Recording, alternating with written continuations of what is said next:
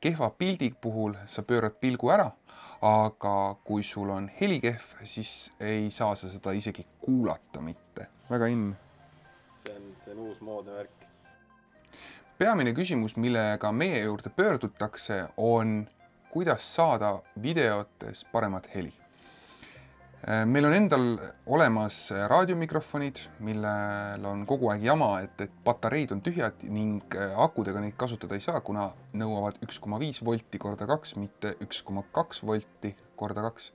Ehk siis vahe tuleks lausa 0,6, mis on paljudele tõenäoliselt segane. Aga igatahes nende ülespanek on parajalt tüütu ja seedasi me siis kasutamegi laua alt läbi jooksvat revääri mikrofoni ehk siis lipsukat, mis jookseb otse pikendusega kaamerasse. Ning saadeti meile siis niisugune tore kast, mille siis lahti teeme ja vaatame, kas heli kvaliteet läheb natukene paremaks ka. Nii, verd ei tule. Vist mitte. Nii, mis meil siin siis on? Tore silt, mis ütleb, et suitsetamisi peaks maha jätma. Hea mõte. Ja mullikile siis on meie tänane staar, mis on ka juba pakist korra välja võetud. Aga noh, mis seal ikka? Kui juba pakk on katki, siis pakk on katki.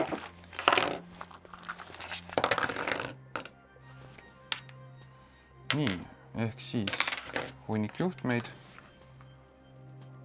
mõnevõrra peksu saanud saatjad vastuvõtjaid ja tegu on siis Rode Wireless Mic Go-ga. Ehk siis Rode juhtmevaba süsteemiga, mis koosneb 2 saatjast, kus sisse ehitatud mikrofon ning 1 vastuvõtjast. Pikalt soovitasime kõigil kasutada pigem siis kas harmoonikut või midagi sihukest, mis suudab helikanalid 2 teha ja võimalik näiteks intervjuus kumbagi intervjueeritavat eraldi kuidas siis salvestada või eristada. Ja eks see oli ka põhjus, miks me oma selle antennidega mikrofoni süsteemi peale läksime, kuna too hetk lihtsalt ei olnud väga palju, isegi see harmoonik too hetk tegelikult toetas ainult 1 kanali salvestust. Ja nüüd siis on kõik järjest välja tulnud stereoga. Juhtmeid asju on siin kõvasti.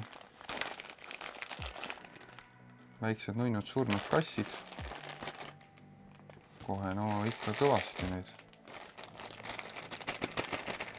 Muidugi ma ei kujuta ette, kas pakendis ongi need asjad või on siin tegelikult midagi rohkem. Quick Start Guide, proovime ilma hakkama saada. USB-C kaabel, millega siis antud klotsid ka ennast laevad. Aga võt lipsu mikrofon ei ole. Põnev. Ja egas midagi.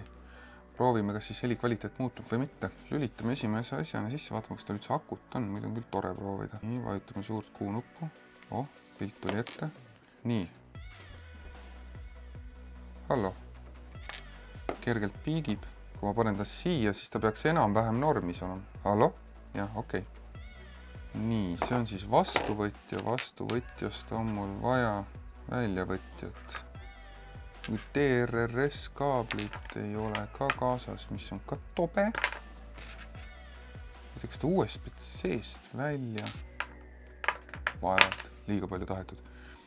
Häda nendega on see, et nendest on telefoni suhteliselt keeruline heli välja võtta, et sa võtad küll selle juhtmega, aga sa ei saa sellega stereot kätte, sellepärast, et sul on pinne vähevõitu.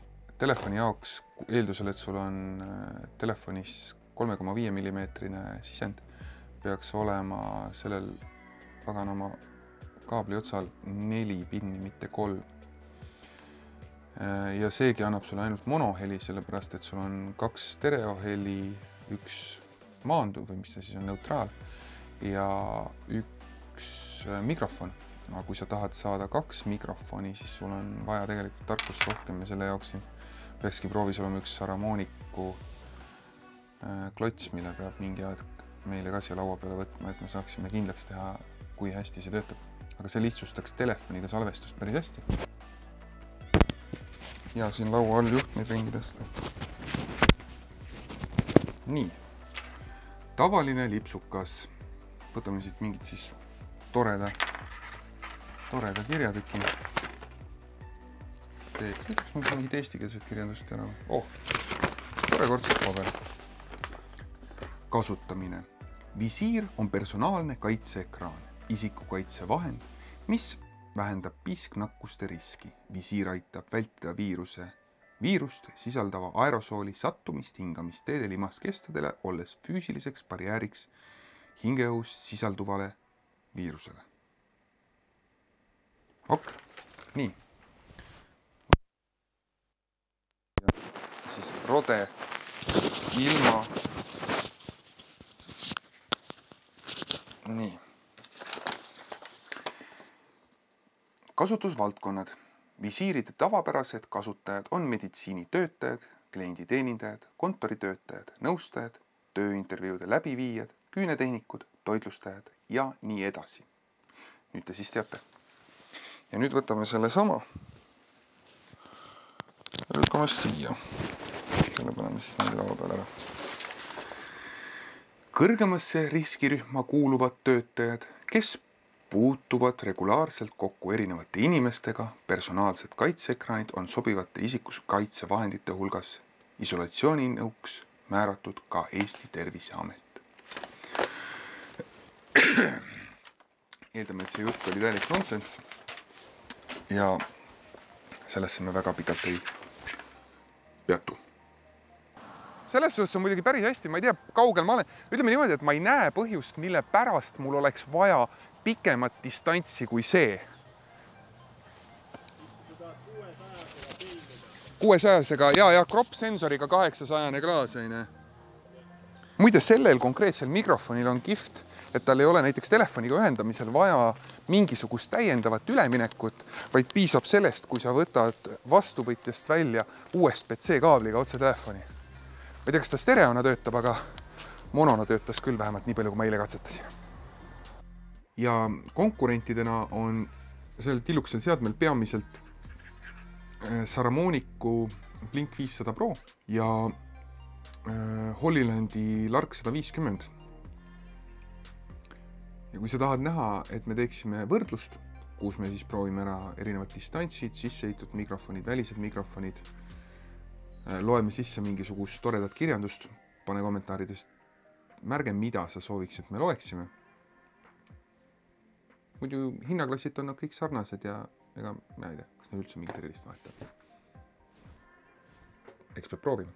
Igatahes, kui sa tahad kuulda võrdlust Rode Wireless Go 2-ga, Saramonic Blink 500 Proga ja Holylandi Lark 150 vahel, anna meile kommentaarides märku ja vajutada ka like, kui sulle selline sisu meeldib ja subscribe nuppu, et sa ka teada saaksid, kui me oleme oma ülevaatega valmis saanud. Seniks aga ärge ostke endale mõtetest sikta kokku, mida teil ei ole vaja ja tarbige targalt.